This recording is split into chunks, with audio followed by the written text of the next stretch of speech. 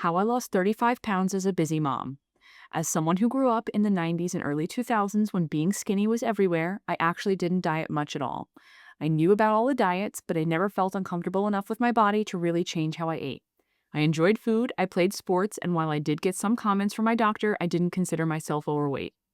But as I got older, it became a lot easier to gain weight and a lot easier to ignore it. Before having kids, I had already put on about 20 pounds from what I had been my normal weight for years. Then after kids, especially after 4, it just felt like a lot. But for a long time, I didn't do anything about it. I kept thinking, I want more kids, so what's the point of trying right now if everything is just going to change again? About 11 months after my fourth and final baby, I saw a picture of myself, and that was the moment I knew I needed to make a change. Around that time, I started hearing more about calorie tracking. The idea was simple: if you consistently eat fewer calories than you burn, you lose weight. And for the first time, that really clicked for me. So I downloaded a free app, set a goal, and started tracking what I was eating. What I like about this approach was that nothing was off limits. I could still have ice cream, candy, cake, even wine. It just had to fit within my daily or weekly calories. That made it feel realistic. In the beginning, I was pretty strict and lost weight quickly. But I also realized pretty fast that if I wanted this to last, I couldn't stay strict forever. So I started adjusting.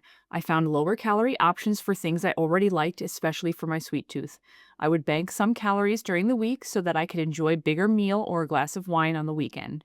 I wasn't cutting out foods, I was just changing portions and making small swaps.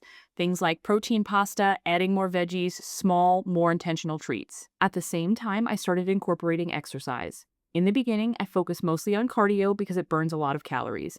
But over time, I realized I didn't enjoy it and I knew I needed something I could stick with. So I transitioned into strength training. And now that's what I do regularly, not just to maintain the weight loss, but to keep building strength and feeling better overall.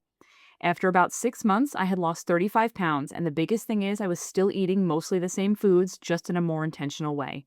At the end of the day, what worked for me wasn't anything extreme. It wasn't cutting out entire food groups. It wasn't following a strict diet.